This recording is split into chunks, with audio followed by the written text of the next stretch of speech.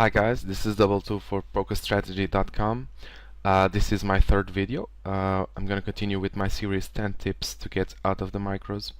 And today I bring you tip number 3, which is, well, it's kind of a two tips in one, I guess. It's squeeze offsuit broadways and don't cold call 3-bets. I think it's good to gather these two topics, because I think we it's okay to approach them similarly, and I think it makes some sense to bring them in one video. Also, I mean, there's not a lot to talk about, so I think it's, yeah, maybe just one of these topics would not get to make a 30-minute video or so. Even so, I guess this video would be a bit shorter than the last two, but hopefully it would be just as useful for you guys. So I think, well, I'm not sure if most of you are squeezing the right hands, and I know that myself, that I was playing like 50NL or maybe closer to 100NL, and I was squeezing the wrong the type of hands, and not the best ideas, and so I assume, and I guess I wasn't that terrible, so I assume that at least some of you would not be approaching the squeeze spots and the cold call 3-bet spots very correctly. So let's begin with squeeze. What can you say? Let's take an example here. So cutoff opens 3 BBs and the button calls, and we are on the big blind, and we want to decide with what range we should overcall and what range we should squeeze. I guess monsters are not open to discussion, I guess, so we should be squeezing, stacking off with queens plus and ace king. I guess nobody doubts that, I guess, and even jacks. Maybe someone doubts that, but I think jacks, it's a clear squeeze and shove, unless we have some very strong read on one of the opponents, especially the cutoff. If the cutoff is really tight, which I doubt, it's like a rarity to see that. So squeeze shove with jacks and ace king, that's easy. Okay, but what hands are we bluff squeezing and what hands are we overcalling, right? I guess this is a common spot, and I think that a lot of you have trouble deciding which hands, which is which, and which hands you should be calling, how wide you should be calling, how wide you should be bluff squeezing, what type of hands you should be bluff squeezing. All that talk about dominance and well, I guess I think you end up getting yourself into a read stat dependent spot, or a read dependent spot, without really knowing what you should be doing readless, if you know what I mean. So you don't really know what to do with king jack off, and then you look at some numbers, maybe in a small sample, and just make a decision based on that. So if open raiser folds a lot to 3-bet, so I'm gonna 3-bet whatever, or but yeah, maybe the sample isn't even that big, and you just do that because you don't have anything else to base your decision on. So what can we say? Well, when we are comparing overcalling versus squeezing, we should be looking at let's take overcalling, for instance. What type of hands do we want to call and play a multi-way pot out of position? That's quite quite simple question, I think. So we, in a multi-way pot out of position, okay, we want, number one, we want hands that have a good playability in a 3-way pot, and by that I mean they have a nut capability. So hands that are capable of nuts, and hands that don't get us into into too much trouble. So I would say that calling here with a hand like Queen Jack offsuit, it's not the best decision in my opinion, because it doesn't make a lot of it doesn't not have a lot of nut possibility, and it does get you in a bunch of trouble. So I would say, well, it's in the title, right? Squeeze offsuit broadly, so you must assume that I'm saying to squeeze those hands.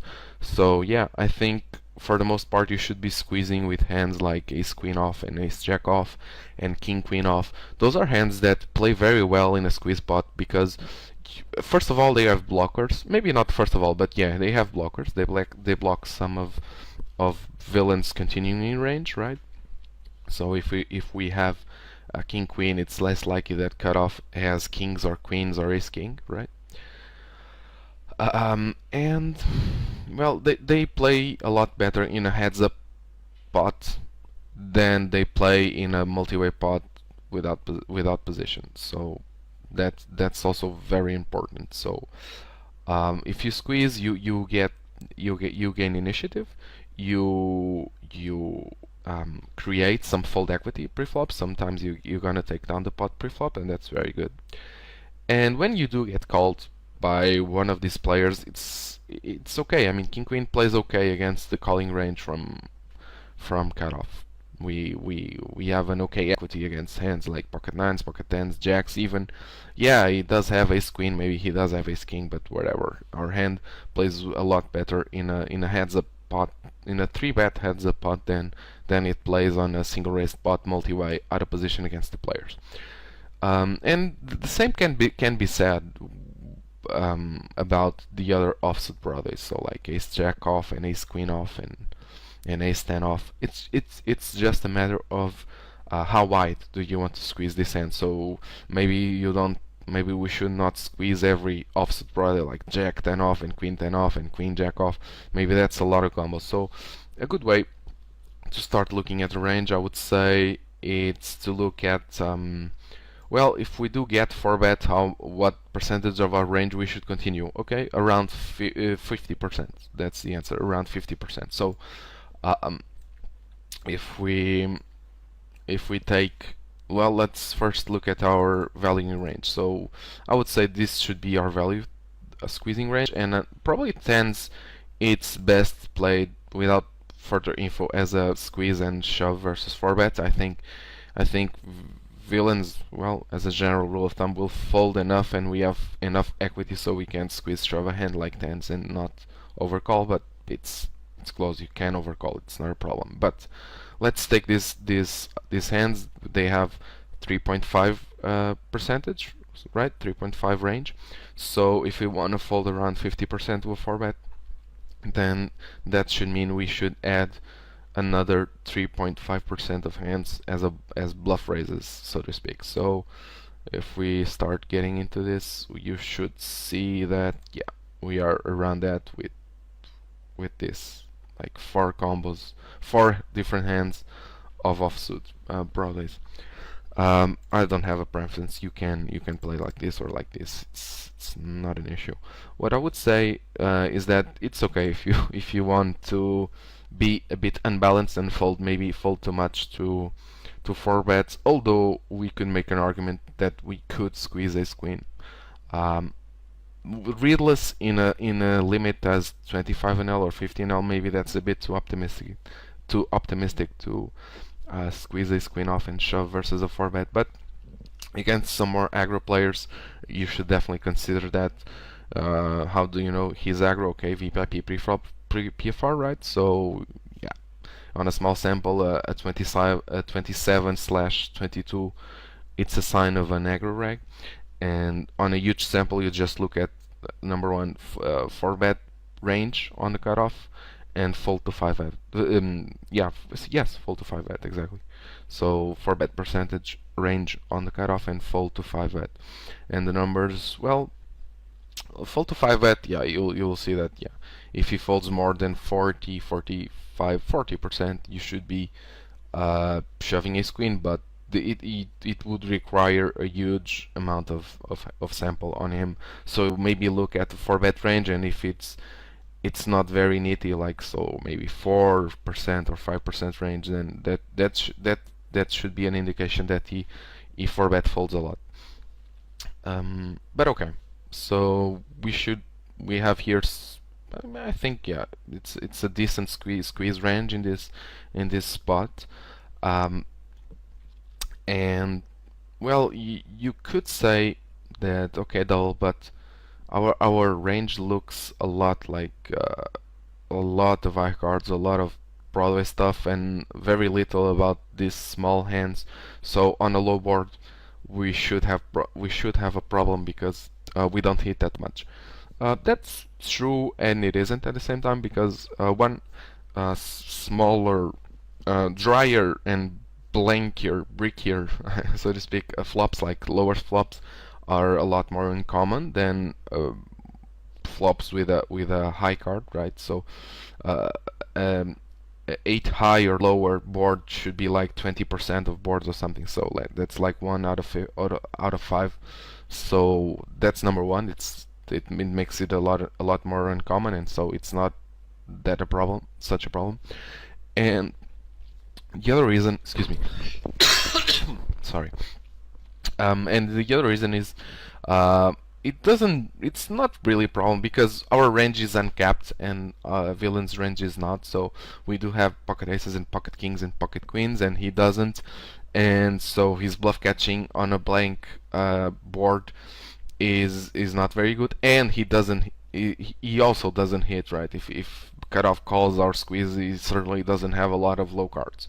So he does have a lot of Broadway heavy, but the difference is that his range is capped, so he doesn't have these ones, so he's in trouble on the lower board. So a situation that could seem that we are missing the flop, it's not really true. Villain is missing the flop actually. And if you see bad hands like ace queen and king queen and ace king on a low board, you're bluffing, so to speak. But when you get called by the bluff catchers villain has, you have a ton of equity, so your bluffs are very good also. So if you have ace queen and you see bet and you get an ace or a queen on the turn, you can now play it for value as a bet turn and shove river. So that's very good. Okay.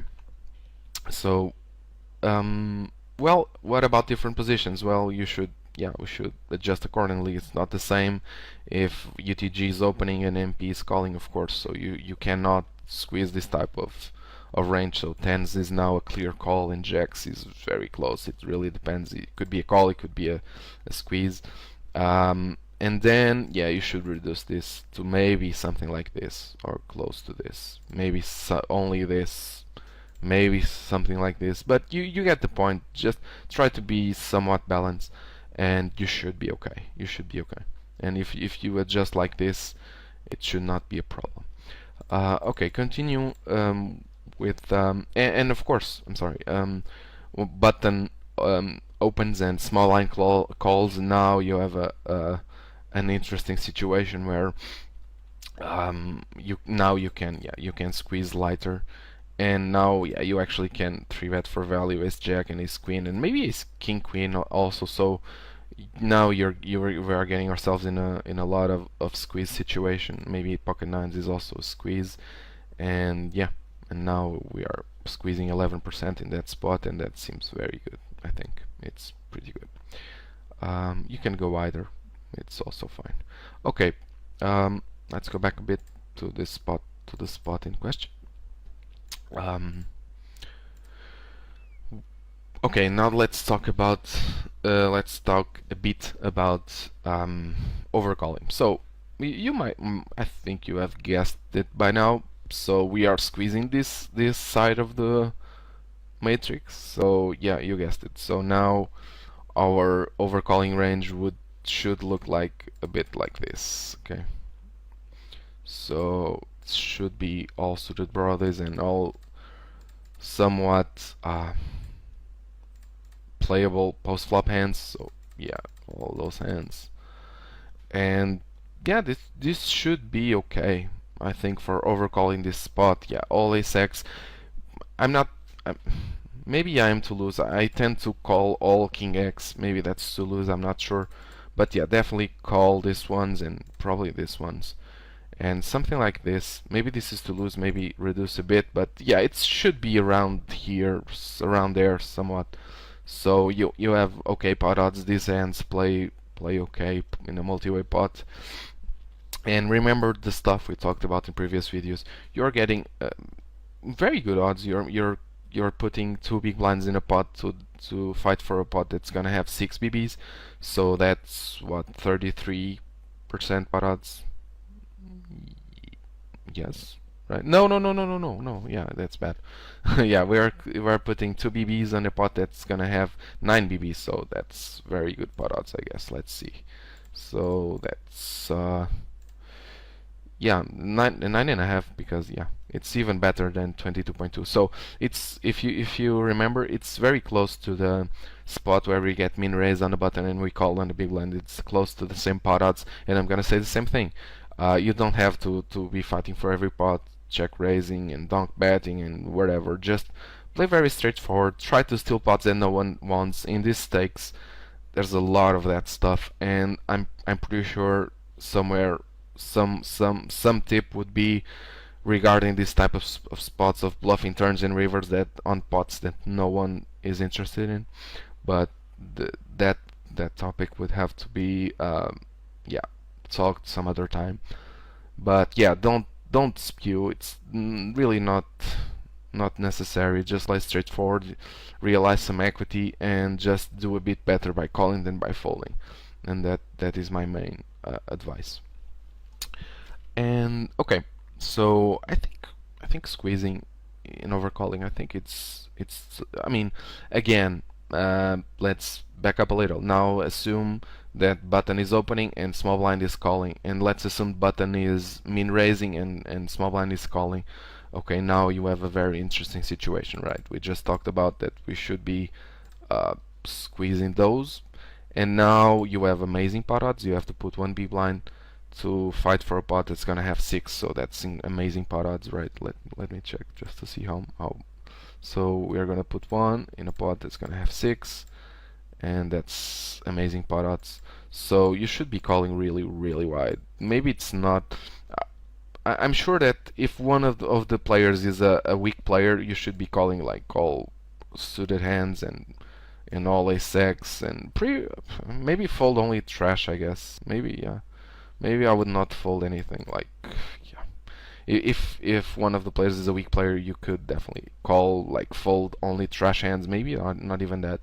But yeah, if they are both regulars, maybe this is just too loose. Maybe fold some hands, I guess. Yeah, maybe folds. Okay, and then for squeezing on that situation, I mean versus a min raise, it's very similar to the example I said above. It's not very different regarding min raise and a 3BB open from button. So yeah, squeeze a bunch of offsuit broadways and call this range. And yeah, when, again, another example, when UTG opens and cutoff calls, yeah, you should be tighter on your overcalling range. So maybe just call all suited X's and all ace-x suited, I'm sorry, and maybe most of king X, maybe all of them, I'm not sure, maybe at least some of them, and then some stuff like this, maybe something like this. Yeah, oh, pocket pairs, I think we should be calling with all of them. So maybe somewhat yeah, frontier hands are close, but your range should look somewhat like this without reads, and then you could widen or not, or tighten it up accordingly to the reads you have on villains. Okay, let's move on to the next slide. I hope that was helpful. I just put these examples, I guess we covered them all, so no need to go through them. And squeeze size, well, 12 to 14 BBs in this spot, I think it's okay. So, summary for squeezing versus overcalling. Okay, we should be overcalling hands that play well in multi-way pots, right? Meaning suited hands with nut potential and pocket pairs. Our squeeze range should be mostly composed by offsuit broad type hands, so yeah, these ones, plus value hands of course. Our frequencies should vary, okay, according to villain's positions and tendencies. But yeah, you should have this idea so you can base your decisions on this. And yeah, when we do overcall, remember, you should not be spewing, you should be just playing very straightforward and not check raising every time you hit a gut shot or whatever. Okay. Next, now if you on the first look it looks exactly the same spot, but yeah, button this time 3 bets. Instead of calling, the button is 3 betting to 9 BBs. And now what is hero doing on the big blind? Okay, so my main advice here is don't cold call 3 bets. Okay, just don't call anything here. It's just not worth it. You will get in a lot of trouble. It's very hard to play like this. It's very hard to construct a range that plays like this. Just cold for bet or fold. Don't cold call anything. I assume I don't know any, but I assume there's some very good player that says we should have a cold calling range on 3 bets, but I don't use it. I think a lot of players don't use it. We just cold for bet or fold, and I think that's the best approach and the easiest approach actually. So a lot of you guys ask what should be my range. Should I call hero, ace, queen, and jacks and tens and yeah, no, you should not. You just should either fold or cold for bet, and that's it. Reason why? Well, the reason, I think it's obvious, right? We are putting a ton of money in the pot with a capped range. It's a strong range, but it's a capped range, and the excuse, okay, now we should be cold calling here with pocket aces and pocket kings. Wrong, really. It's wrong, because now you're just losing a bunch of EV with pocket aces, and in pocket kings even more, because now the cutoff as a plus EV call with a lot of hands, so he's gonna call. You're gonna see a multi-way pot with pocket kings against 2 players. You sacrifice a lot of EV, a lot of EV. You just let villains realize a bunch of equity cheaply, and it's not gonna work out well for your pocket kings or even pocket aces. So yeah, cold calling monsters, I don't think it's a good plan. And then if you don't cold call monsters, your cold calling range gets a bit hurt, because it's really tough to play a range that pretty much screams I have ace queen or pocket jacks or pocket tens, and that's not a very good situation to be in. So just cold for bet or fold, and with that strategy you uncap your range, right? Now your range is uncapped. You show a lot of strength. You make villains fold a bunch of equity with their hands, and that's all very good for you. So if you use a somewhat balanced cold for betting range, you should be okay here. So, and well, the reasoning about constructing a range here. I'm sorry, I'm with a bit of a cold and my voice is kind of fainting. I'm sorry. Well, regarding constructing cold for betting ranges, it's similar to the squeezing, but you should be a bit tighter, of course, because villains range are a bit strong overall, because yeah, button is 3 betting, so button is not capped, button has all the monsters, so yeah, it's a situation that it's the same positions, but the ranges are different, so your range should also be different. So how should we do it? Okay, let's take a look. Well, I think in this situation, I think pocket jacks is still a cold for bet and stack off. I might be wrong, and if you have some read that this guy is super nit, then just open fold pocket jacks. Don't cold call. That's not an excuse. But yeah, pocket queens and this hands, I think they're obvious cold for betting and stack and get it in. If I mean, this goes without saying, but when you call for bet ace queen, ace king, it's pretty obvious, or maybe not that obvious, but I'm gonna say it pretty clearly. When you call for bet here ace king and you get shoved on, you're not loving it, okay? It's because you guys have a problem with that thing about, okay, uh, am I called for betting for value or as a bluff double? Because I'm not comfortable with getting it in with ace king here. I don't think we are ahead of villain's shoving range.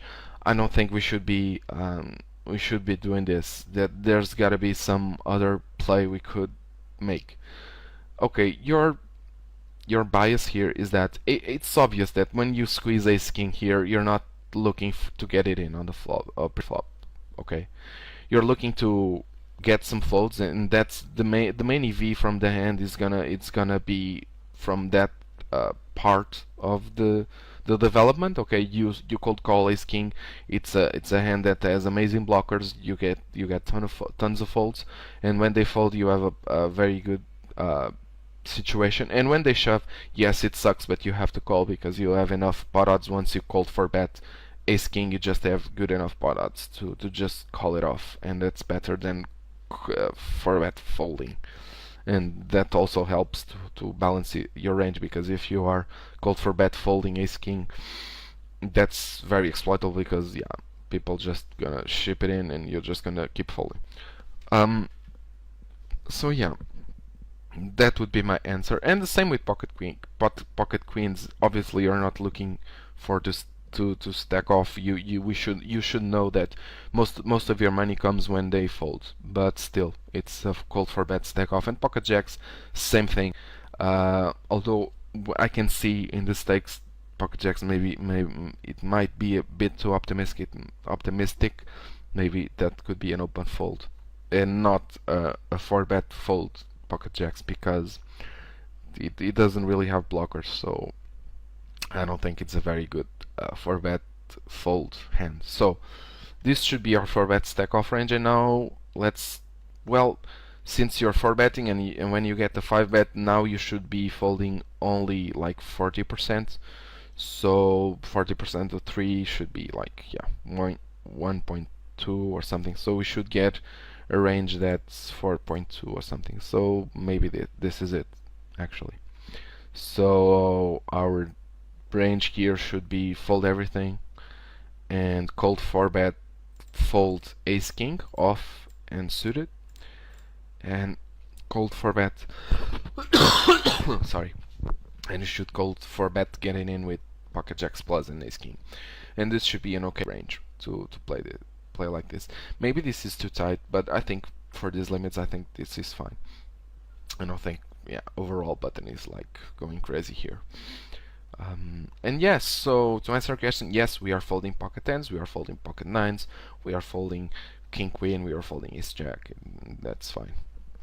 A side note, I had recently a hand, I think it was on 500 now, where in this exact spot I was a really funny situation where I called for bet ace king with the every intention of getting it in, and then I called for bet, and this guy, the cutoff, just min 5 bets, okay, and the button then shoves over the 5 bet, and this is all for 100 BBs, I think 110 maximum, and the button shoves, and yeah, I have to fold ace king after I 4 bet, which is kind of funny. But I think that's an exception, I guess, because yeah, cutoff just and yeah, and the cutoff folds, which is quite funny. And yeah, so I called for bet, cutoff mean 5 bets, and button shoves, and I fold, and cutoff folds. So yeah, nice hand. But I think it was the right decision. But yeah, just some exception, of course. But yeah, as a general rule of thumb, yeah, overall, if cutoff will fold most of the time, and button will either fold or shove, and then you should call ace king in that case if he shoves. So I hope that makes sense. Of course, if positions are different, we should vary accordingly. So if it's the button that's open raising and small line is 3-betting, then our range should change a bit. So now I think it's good enough to call for bet getting it in with a range like this. Even pocket nines could be okay, but let's say it's this one, and then, well, ace queen, it's tough to say actually.